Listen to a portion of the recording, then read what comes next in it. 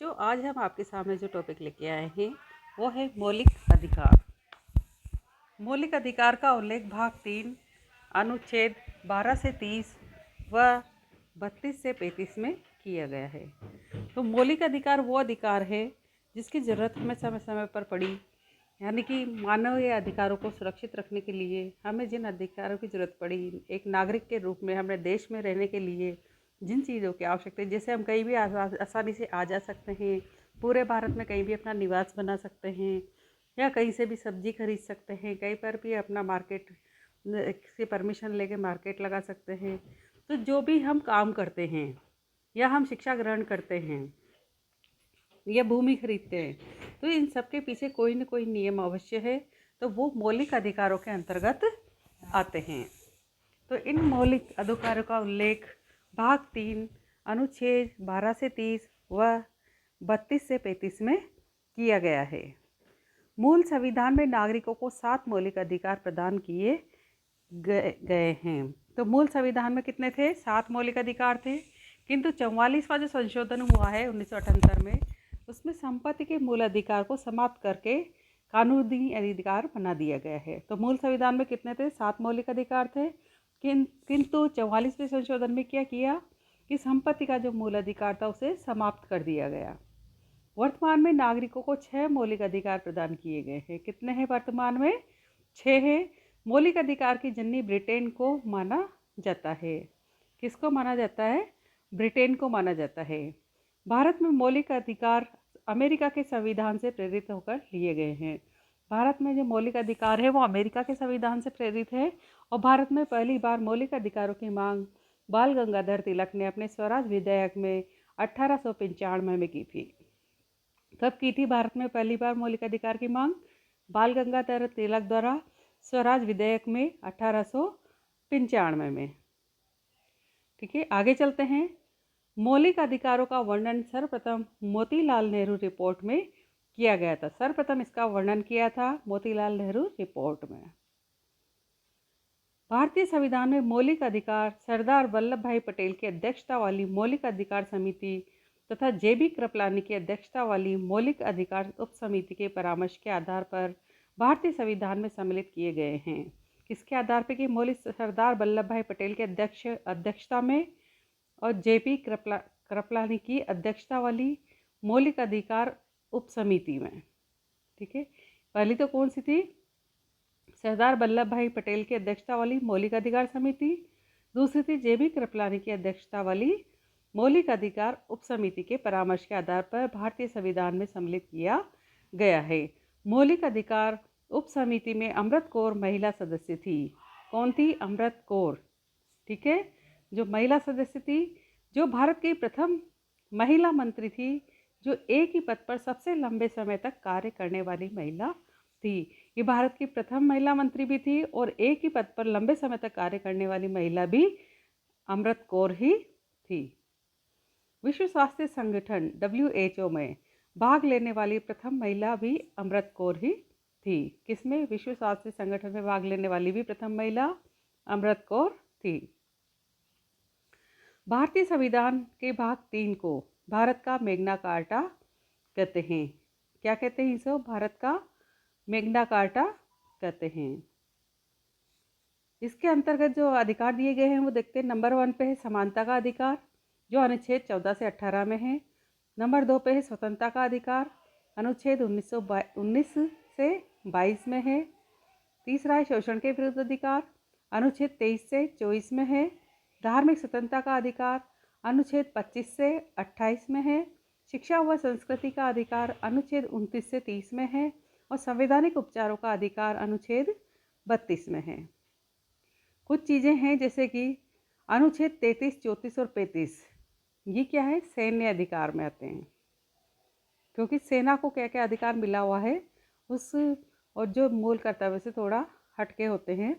अधिकार उनके अलग होते हैं, क्योंकि उन्हें सेना पर रहना होता है, देश की सेवा करनी होती है, तो उनके कुछ अधिकार हमसे अलग हो जाते हैं। ठीक है, तो 33, 34, 35 सैन्य अधिकार में। 31 संपत्ति का अधिकार जो निरस्त हो गया है। अनुच्छेद 12 में दी गई है राज्य की परिभाषा, और अनुच्छेद 13 में है मूल अधिकारों से असंगत व अल्पीकरण करने वाली विधियाँ। ठीक है, तो आपको समझ में आ गया होगा कि समानता का अधिकार क्या है 14 से 18 में, स्वतंत्रता का 19 से 22 में, शोषण के विरुद्ध में 23 से 24 में, धार्मिक स्वतंत्रता का अधिकार 25 से 28 में, शिक्षा व संस्कृति का अधिकार 29 से 30 में और संवैधानिक उपचारों का अधिकार अनुच्छेद 32 में। 33, 34, 35 से सैन्य अधिकार, 31 अनुच्छेद 31 से संपत्ति का अधिकार जो निरस्त हो गया, और अनुच्छेद 12 है राज्य की परिभाषा, अनुच्छेद 13 में है मूल अधिकारों से असंगत व अल्पीकरण करने वाली विधियाँ। चलो आगे चलते हैं। सबसे पहले देखते हैं हम समानता का अधिकार। इसमें क्या है कि मतलब हमारे कानून में, हमारे अधिकारों में, हमारे देश में जो नागरिक रहते हैं उनको किस किस तरह की समानताएं दी गई है और कहाँ से हमने ये अधिकार लिया है। तो अनुच्छेद 14 से 18 में ये है समानता का अधिकार, 14 से 18 में। ठीक है, विधि के समक्ष समानता, तो विधि के समक्ष समानता, विधि के समक्ष समानता व विधि का समान संरक्षण, अनुच्छेद 14।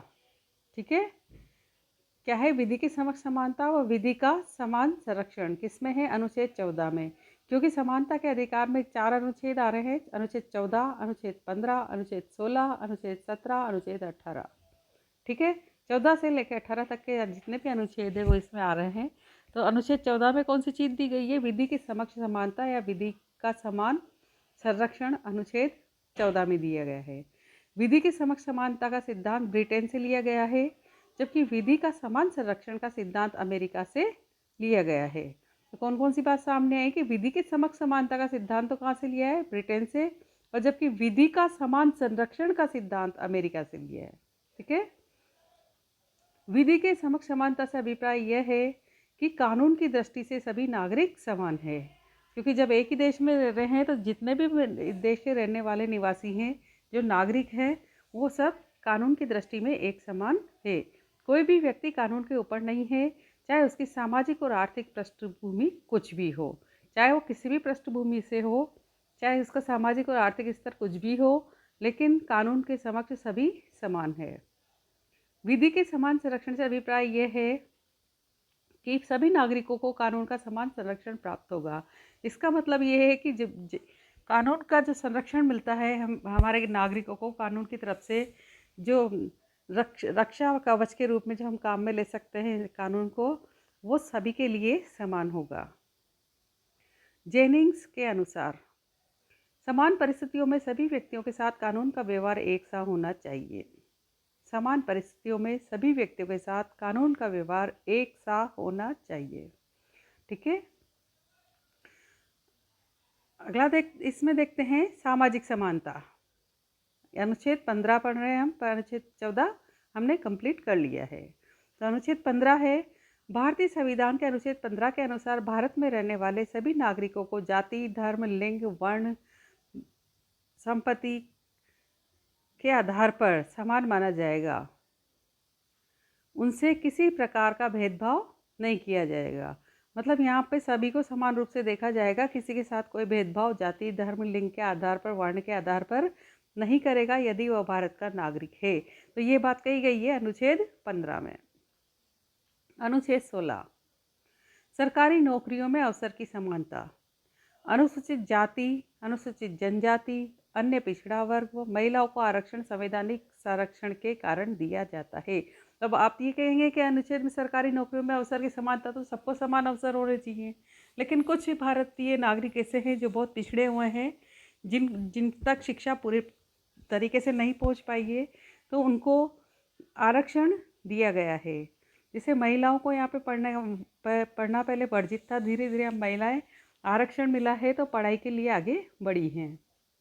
ठीक है, तो अनुसूचित जाति, अनुसूचित जनजाति, अन्य पिछड़ा वर्ग, महिलाओं को आरक्षण, ये नौकरियों में सब में आरक्षण दिया गया है, वो संवैधानिक संरक्षण के कारण दिया गया है।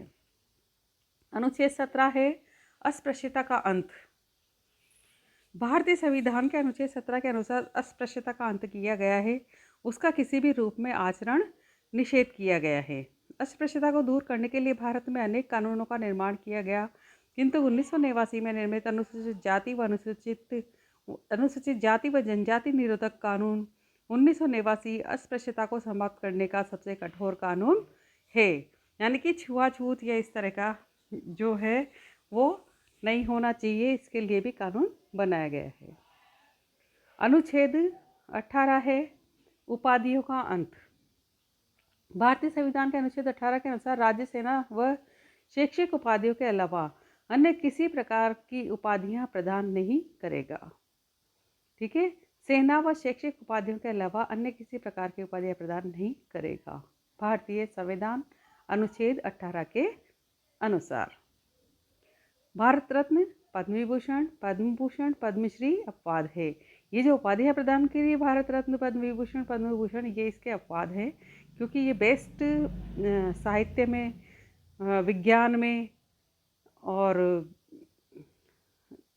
टेक्नोलॉजी में, या जो भी हमारे देश के लिए बहुत अच्छा देश सेवक है, जिसने बहुत अच्छे कार्य किए हैं, उनको ये अपवाद स्वरूप ये उपाधियां दी जाती है। कोई भी भारतीय नागरिक राष्ट्रपति की पूर्व अनुमति लेकर ही विदेशी उपाधि व सम्मान ग्रहण कर सकता है।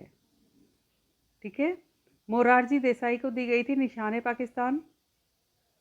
यदि विदेशी उपाधि और सम्मान ग्रहण करना है तो उसके राष्ट्रपति की अनुमति होना उसमें आवश्यक है। जैसे मोरारजी देसाई को निशाने पाकिस्तान दिया गया था, दिलीप कुमार को निशाने इम्तियाज जो पाकिस्तान की तरफ से दिया गया था, और नरेंद्र मोदी को अमीर अमानुल्लाह की उपाधि अफगानिस्तान से मिली थी। तो ये यहाँ के राष्ट्रपति की सहमति से, अनुमति लेकर ही उपाधियाँ ग्रहण कर सकते हैं। स्वतंत्रता का अधिकार दूसरे नंबर पे आता है हमारा स्वतंत्रता का अधिकार, अनुच्छेद 19 से 22 तक। तो अनुच्छेद 19 में देखते हैं सबसे पहले विचार अभिव्यक्ति की स्वतंत्रता। अनुच्छेद 19(1) क अ या ए, जो भी हमें उचित लगे, इसमें 19(1) क या 19(1) ए।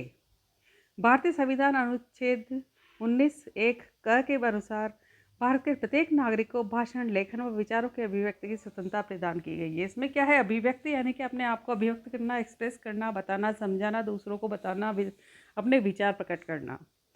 ठीक है, तो प्रेस की स्वतंत्रता को विचार अभिव्यक्ति की स्वतंत्रता में शामिल किया गया है। जब प्रेस अपने यहाँ पे मतलब न्यूज़पेपर वगैरह है, वो जो भी आर्टिकल छापती हैं, तो उसको भी विचार अभिव्यक्ति की स्वतंत्रता में शामिल किया गया है। राइट टू रिजेक्ट नोटा, ये अधिकार संविधान के अनुच्छेद 19(1) में प्रदत्त अभिव्यक्ति की स्वतंत्रता के अधिकार के अंतर्गत आता है। आगे देखते हैं, इसमें भारत में राइट टू रिजेक्ट की मांग सबसे पहले लोकनायक जयप्रकाश नारायण द्वारा समग्र क्रांति के दौरान उठाई गई थी। किसके द्वारा उठाई गई थी right to reject? Jayaprakash Narayan द्वारा। सर्वोच्च न्यायालय ने 27 सितंबर 2013 को यूपीसीएल की याचिका में मतदाताओं को राइट टू रिजेक्ट का अधिकार दिया गया था। कब दिया था? 27 सितंबर 2013 को मतदाताओं को राइट टू रिजेक्ट का अधिकार दिया था। विश्व में सबसे पहले राइट टू रिजेक्ट 1903 में अमेरिका के लॉस एंजल्स शहर में लागू किया गया। सबसे पहले कहाँ लागू किया था? 1903 में। अमेरिका का कौन सा शहर है? Los Angeles. ठीक है, भारत राइट टू रिजेक्ट का अधिकार प्रदान करने वाला विश्व का 14वां देश है। भारत का कौन सा नंबर है इसमें? 14 नंबर पे है। भारत के चुनावी इतिहास में झारखंड नोटा का प्रयोग करने वाला पहला राज्य है, जो 13 नवंबर 2013 को इसका प्रयोग किया था। किसने? झारखंड ने नोटा का प्रयोग किया था चुनावी इतिहास में पहली बार भारत में। 1997 में सुप्रीम कोर्ट ने यह निर्णय दिया कि टेलीफोन टेपिंग व्यक्ति की गोपनीयता पर का गंभीर उल्लंघन है। यानी कि आप बिना ही गंभीर अपराध या किसी भी कंडीशन के बिना किसी का टेलीफोन टेप नहीं कर सकते। यदि कोई कर सकता है तो यहाँ की पुलिस है, जिनको अधिकार है कि वो किसी मामले की सुलझाहट करने के लिए या किसी तथ्य तक पहुँचने के लिए वो कर सकती है। बाकी अन्य कोई भी व्यक्ति किसी का टेलीफोन टेप नहीं कर सकता। सूचना का अधिकार अधिनियम 12 अक्टूबर 2005। प्रथम सूचना आयुक्त वजाहत हबीबुल्ला। ठीक है, बी पे दूसरा पॉइंट है इसमें, अस्त्र शस्त्र रहित शांतिपूर्ण ढंग से सभा या सम्मेलन करने की स्वतंत्रता। अनुच्छेद 19(1) ख। पहले क्या था? 19(1) क था, अब है 19(1) ख। अस्त्र शस्त्र रहित शांतिपूर्ण ढंग से सभा या सम्मेलन करने की स्वतंत्रता। अनुच्छेद 19(1) ख। अनुच्छेद 19(1) ग। संघ या समुदाय बनाने की स्वतंत्रता। कौन सा अनुच्छेद है? 19(1) ग। संघ या समुदाय बनाने की स्वतंत्रता।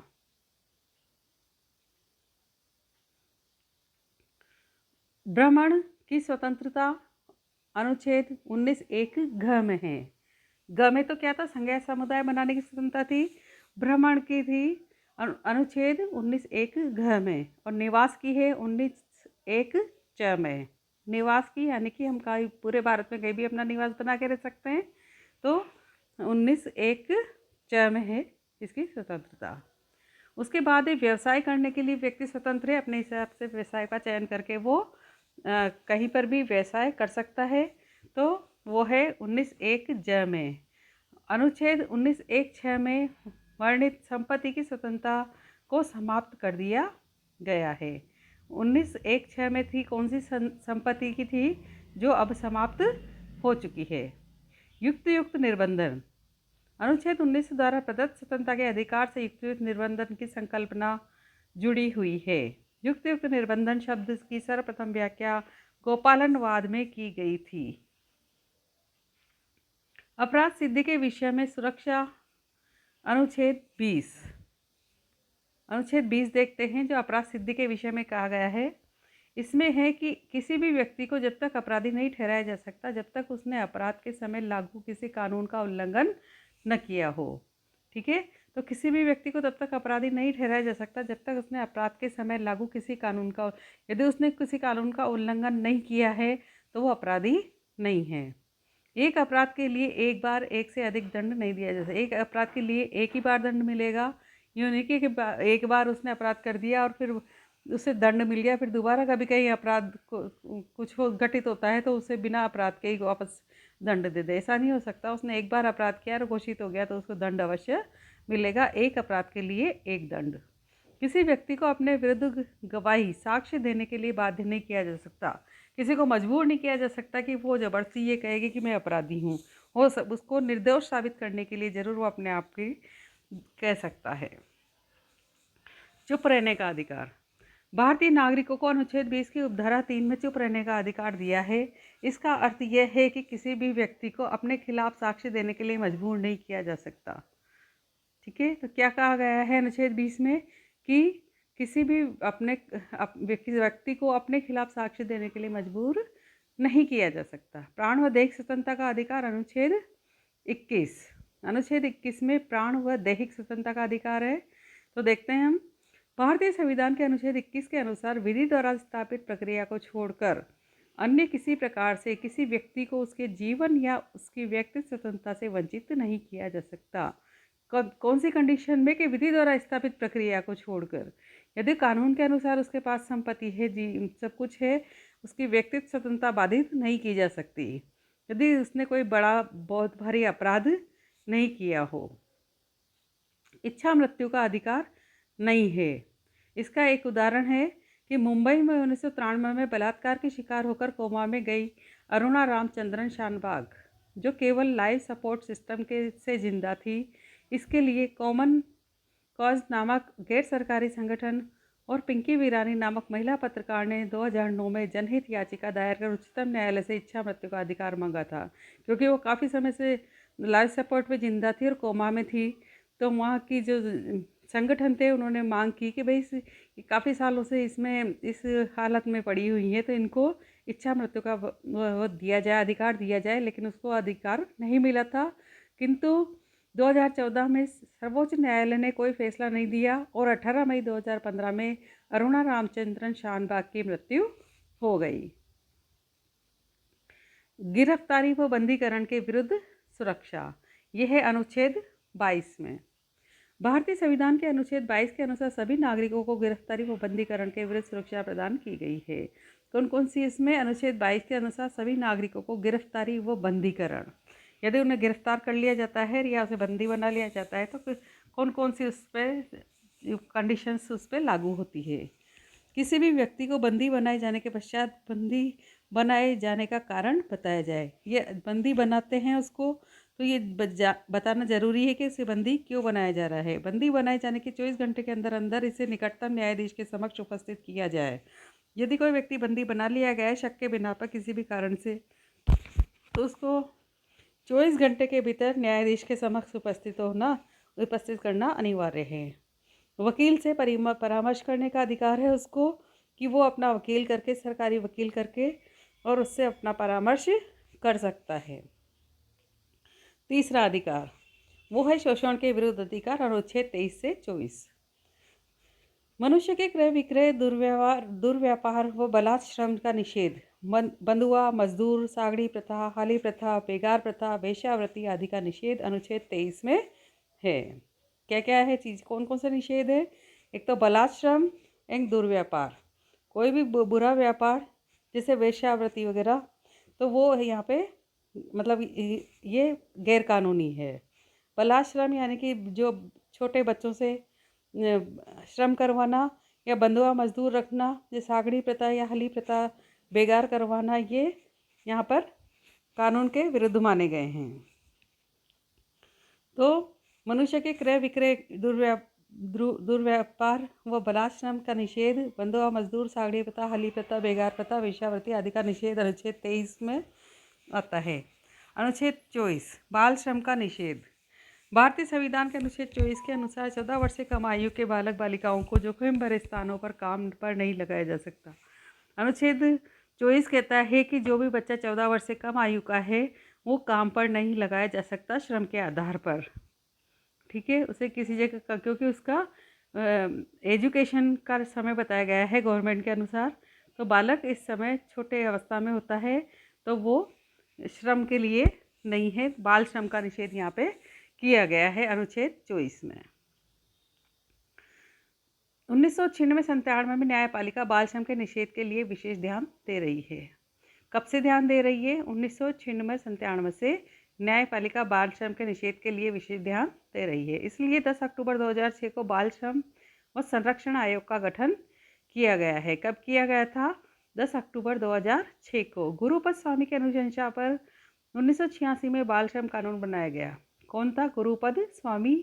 उनकी अनुशंसा पर क्या किया गया था कि 1986 में बाल श्रम का कानून बनाया गया और 2014 का शांति का नोबेल पुरस्कार कैलाश सत्यार्थी भारत तथा मलाला यूसुफजई पाकिस्तान को संयुक्त रूप से प्रदान किया गया। बच्चों को बाल मजदूरी से मुक्त कराने व लड़कियों की शिक्षा की बढ़ावा देने के लिए प्रदान किया गया। किस लिए दिया गया था? कि बच्चों को बाल मजदूरी से मुक्त कराने और लड़कियों की शिक्षा को बढ़ावा देने के लिए उनको ये पुरस्कार दिया गया था। बचपन बचाओ आंदोलन के प्रणेता कैलाश सत्यार्थी थे। इन्होंने कौन सा आंदोलन चलाया था? बचपन बचाओ। कौन? कैलाश सत्यार्थी। इसीलिए इनको कौन सा पुरस्कार दिया गया था? संयुक्त पुरस्कार, शांति का नोबेल पुरस्कार कैलाश सत्यार्थी तथा मलाला यूसुफजई को। जो कैलाश सत्यार्थी भारत से थे और मलाला यूसुफजई पाकिस्तान से। ठीक है, उसके बाद आगे धार्मिक स्वतंत्रता का अधिकार, अनुच्छेद 25 से 28। अंतःकरण की स्वतंत्रता, अनुच्छेद 25। जो 25 से 28 लिखा हुआ है तो सबसे पहले हम 25 को पढ़ते हैं। सभी नागरिकों को अपने अंतःकरण के अनुसार किसी भी धर्म को अबाध रूप से मानने, उपासना करने, उसका प्रचार करने की पूर्ण रूप से स्वतंत्रता प्रदान की गई है। यदि वो भारत का नागरिक है तो वो अपना धर्म का अपना सकता है, मान सकता है, प्रचार प्रसार कर सकता है धर्म का, उसके लिए उसको पूरी स्वतंत्रता दी गई है। उसके अंतःकरण के अनुसार वह किसी भी धर्म को अपना भी सकता है। इसी के अंतर्गत सिखों को कृपाण धारण करने व दलितों का मंदिर प्रवेश का अधिकार दिया गया है। पहले के जो कुछ वर्षों पहले भारत की स्थिति के दलितों को मंदिर में प्रवेश नहीं करने दिया था, लेकिन अब दलितों को प्रवेश करने का अधिकार भी मिल चुका है और सिख जो थे वो कृपाण धारण कर सकते हैं। 1977 में स्टेनग्लास वर्सेस मध्य प्रदेश सरकार में निर्णय दिया गया धर्मांतरण का अधिकार नहीं है। 1977 में वर्सेस मध्य प्रदेश सरकार में निर्णय दिया गया कि धर्मांतरण का अधिकार नहीं है। सेकंड पॉइंट है इसमें धार्मिक कार्यों के प्रबंध की स्वतंत्रता। अनुच्छेद 26 भारतीय संविधान के अनुच्छेद 26 के अनुसार प्रत्येक धार्मिक समुदाय या उसके किसी भाग को धार्मिक संस्थानों की स्थापना और प्रबंध पोषण करने का अधिकार दिया गया है। धार्मिक कार्यों के प्रबंध यानी कि धार्मिक जो भी कार्य आयोजन वगैरह होते हैं, है ना, जैसे कई मंदिर में ये कथाएं वगैरह होती है, ये भी एक तरह का धार्मिक कार्य है। तो और कोई धार्मिक संस्था बनाकर किसी का प्रबंध और पोषण कर रहा है तो वो भी कर सकता है। तो इस तरह की स्वतंत्रता यहाँ पर दी गई है। वो उसके समुदाय के लोग अपने धर्म के काम कर सकते हैं। धर्म विशेष की उन्नति हेतु कर देने या न देने की स्वतंत्रता अनुच्छेद 27 में है। ठीक है। राजकीय शिक्षण संस्थानों में धार्मिक शिक्षा पर प्रतिबंध अनुच्छेद 28। जो राजकीय शिक्षण संस्थान यानी कि गवर्नमेंट के जो संस्थान है, शिक्षण संस्थान, उसमें धार्मिक शिक्षा पर प्रतिबंध है और ये है अनुच्छेद 28 में। भारतीय संविधान के अनुच्छेद 28 के अनुसार किसी भी राजकीय शिक्षण संस्थान में धर्म की शिक्षा नहीं दी जा सकती, यानी कि जो गवर्नमेंट का शिक्षण संस्थान है वहाँ धर्म की शिक्षा नहीं मिलेगी। परंतु सरकार द्वारा मान्यता प्राप्त या अनुदान प्राप्त किसी शिक्षण संस्थान में धार्मिक शिक्षा दी जा सकती है, किंतु इन संस्थानों में पढ़ने वाले अन्य धर्म के विद्यार्थियों को धार्मिक शिक्षा, उपासना, प्रार्थना में भाग लेने के लिए बाध्य नहीं किया जा सकता। लेकिन यदि गवर्नमेंट द्वारा मान्यता प्राप्त कोई अपना संस्थान चला रहा है तो वहाँ पे धर्म की शिक्षा वो दे सकता है, लेकिन जो अन्य स्टूडेंट उसके एडमिशन लेते हैं और वो अन्य धर्मों के हैं तो उसको बाध्य नहीं किया जा सकता कि वो उसके धर्म को माने ही। ठीक है। पांचवा जो अधिकार आता है शिक्षा व संस्कृति का अधिकार, अनुच्छेद 29-30। इसमें पहला पॉइंट अपन 29 को लेते हैं। सबसे पहले अल्पसंख्यकों के हितों का संरक्षण, अनुच्छेद 29। भारतीय संविधान के अनुच्छेद 29 के अनुसार अल्पसंख्यकों को अपनी भाषा, लिपि व संस्कृति को सुरक्षित रखने का पूर्ण अधिकार है, क्योंकि यदि बहुसंख्यक भी अपनी धर्म, भाषा, अपनी लिपि सब सुरक्षित रखना चाहते हैं, संस्कृति, तो अल्पसंख्यकों को भी यहाँ पर अधिकार दिया गया है कि वो भी अपनी लिपि व संस्कृति को सुरक्षित रख सकते हैं। अल्पसंख्यकों को अपनी शिक्षण संस्थाओं की स्थापना करने का अधिकार अनुच्छेद 30 में दिया गया है। तो अल्पसंख्यकों को भी दिया गया है कि वो भी अपनी शिक्षण संस्थाओं की स्थापना कर सकते हैं और उसका अधिकार उन्हें अनुच्छेद 30 में दिया गया है। भारतीय संविधान के अनुच्छेद 30 के अनुसार अल्पसंख्यकों को अपनी शिक्षण संस्थाओं की स्थापना करने और उनके प्रशासन का पूर्ण अधिकार है। ऐसी शिक्षण संस्थाओं को अनुदान प्रदान करते समय राज्य किसी भी प्रकार का धर्म के आधार पर भेदभाव नहीं कर सकता। यदि कोई किसी शिक्षण संस्था को अनुदान प्रदान कर रहा है तो सरकार इसमें कोई हस्तक्षेप नहीं करेगी और धर्म के आधार पर कोई भेदभाव भी कोई नहीं करेगा। नंबर 6 नंबर पे जो अधिकार है वो है संवैधानिक उपचारों का अधिकार, अनुच्छेद 32। भारतीय संविधान के अनुच्छेद 32 के अनुसार प्रत्येक नागरिक को यह अधिकार प्रदान किया गया है कि वह अपने मौलिक अधिकारों की रक्षा के लिए उच्च न्यायालय व उच्चतम न्यायालय दोनों की शरण ले सकता है। यानी कि क्या है कि भारतीय संविधान के अनुच्छेद 32 में प्रत्येक नागरिक को, भारत का जो भी नागरिक है उसको यह अधिकार है कि वह अपने मौलिक अधिकारों की रक्षा के लिए उच्च न्यायालय या उच्चतम न्यायालय किसी दोनों में शरण ले सकता है, यानी कि दोनों में जा सकता है, अपनी बात रख सकता है। भारतीय संविधान के अनुच्छेद 32 के अनुसार उच्चतम न्यायालय तथा अनुच्छेद 226 के अनुसार उच्च न्यायालय मौलिक अधिकारों की रक्षा के लिए निम्नलिखित लेख जारी कर सकता है। तो अनुच्छेद 32 के अनुसार तो उच्चतम न्यायालय और अनुच्छेद 226 के अनुसार उच्च न्यायालय। ठीक है। अनुच्छेद 32 में तो उच्चतम न्यायालय और अनुच्छेद 226 के अनुसार उच्च न्यायालय मौलिक अधिकारों की रक्षा के लिए निम्नलिखित लेख जारी कर सकता है। अब कौन से लेख जारी कर सकता है वो देखते हैं। तो 5 प्रकार के वो लेख हैं: बंदी प्रत्यक्षीकरण, परमादेश, प्रतिषेध, उत्प्रेषण, अधिकार प्रच्छा। तो सबसे पहले हम समझते हैं बंदी प्रत्यक्षीकरण। बंदी प्रत्यक्षीकरण में का मतलब होता है सशरीर उपस्थिति। इस लेख के द्वारा न्यायालय बंदी बनाए गए व्यक्ति की प्रार्थना पर उसे सशरीर उपस्थित करने का आदेश जारी कर सकता है, उसे बंदी बनाए जाने का कारण बताने का आदेश दे सकता है तथा उसे वकील से परामर्श करने का अधिकार दे सकता है। यदि बंदी बनाए जाने का पर्याप्त कारण न हो तो उसे रिहा किया जा सकता है। यदि किसी व्यक्ति को किसी कारण से बंदी बनाया गया है तो वो उसका आदेश जारी कर सकता है कि शरीर उपस्थित हो और उसका कारण बता सकता है, अपना वकील कर सकता है और यदि कोई कारण खास नहीं लगा तो उसे रिहा किया जा सकता है। दूसरा है परमादेश, यानी कि हम आज्ञा देते हैं। जब कोई सरकारी विभाग या अधिकारी अपने सार्वजनिक कर्तव्य का पालन नहीं कर रहा हो, यदि कोई अधिकारी अपने को जो कर्तव्य मिले हैं उनके अपने जो उनकी रेपुटेशन, उनकी सीट, जो सत्ता उनको मिली हुई है, जो अधिकार उनको मिले हुए हैं और उसका पालन वो ठीक से नहीं कर रहा है, जिसके फलस्वरूप किसी व्यक्ति के मौलिक अधिकार का हनन होता है, तो न्यायालय इस लेख के द्वारा उस विभाग या अधिकारी से अपने कर्तव्य का पालन करवाया जा सकता है। तो न्यायालय उसे, उस अधिकारी को उसके कर्तव्य का पालन करवा सकता है। यह रिट सबसे शक्तिशाली रिट है। यह रिट राष्ट्रपति और राज्यपाल के विरुद्ध जारी नहीं की जा सकती, क्योंकि राष्ट्रपति और राज्यपाल के विरुद्ध ये जारी नहीं हो सकता कि हम उसे मतलब कि उसके कर्तव्य पालन के लिए उस पर न्यायालय का दबाव डाल दें। ठीक है, तो ये रिट राष्ट्रपति और राज्यपाल के विरुद्ध जारी नहीं की जा सकती। उसके बाद है प्रतिषेध का लेख। प्रतिषेध लेख यानी कि रोकना। यह लेख सर्वोच्च न्यायालय या उच्च न्यायालय द्वारा अपने अधीनस्थ न्यायालय को तब जारी किया जाता है जब अधीनस्थ न्यायालय में ऐसे मुकदमे की सुनवाई चल रही हो जो उसके अधिकार क्षेत्र से बाहर है। मतलब क्या है कि एक बड़ा सर्वोच्च न्यायालय जो अपने या उच्च न्यायालय अपने अधीनस्थ न्यायालय यानी कि उससे जो छोटे न्यायालय है, नगर स्तर पर या जो जिला स्तर पर जो न्यायालय हैं, उन पे कोई ऐसा केस चल रहा हो जिनकी सुनवाई उसकी अधिकार क्षेत्र से बाहर हो, तो उसमें सर्वोच्च न्यायालय और उच्च न्यायालय हस्तक्षेप कर सकता है। तो वो प्रतिषेध यानी कि उसको रोक सकता है कि तुम अब इस मुकदमे की सुनवाई तुम्हारे यहाँ नहीं होगी, ये उच्च न्यायालय या सर्वोच्च न्यायालय में होगी। इस तरह से उसको प्रतिषेध कर सकता है। उसके बाद है उत्क्षेपण लेख। पूर्ण रूप से सूचित करना। इस आदेश के द्वारा उच्च न्यायालय को तथा उच्च न्यायालय अपने अधीनस्थ न्यायालय को किसी मुकदमे को सभी सूचनाओं के साथ अपने पास भेजने की आज्ञा दे सकता है। ऐसा तब किया जाता है जब कोई मुकदमा उच्च न्यायालय के क्षेत्र अधिकार से बाहर हो।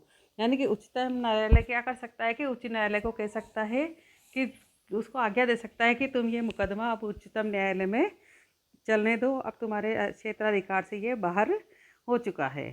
उसके बाद 5वें नंबर पे है अधिकार प्रच्छा, यानी कि किस अधिकार से।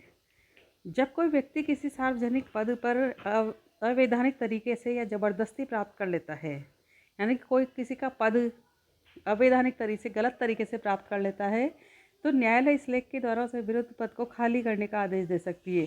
तो न्यायालय उसे पद से हटाने का आदेश दे सकती है कि आप ज़बरदस्ती या गलत तरीके से आपने इस पद को प्राप्त किया है। न्यायालय संबंधित व्यक्ति से यह पूछता है कि वह किस अधिकार से इस पद पर कार्य कर रहा है। मुझे उम्मीद है आपको ये समझ में आ गया होगा। अगले वीडियो के साथ फिर आपके सामने आएंगे। तब तक के लिए हमारे चैनल को लाइक, शेयर, सब्सक्राइब करें। धन्यवाद।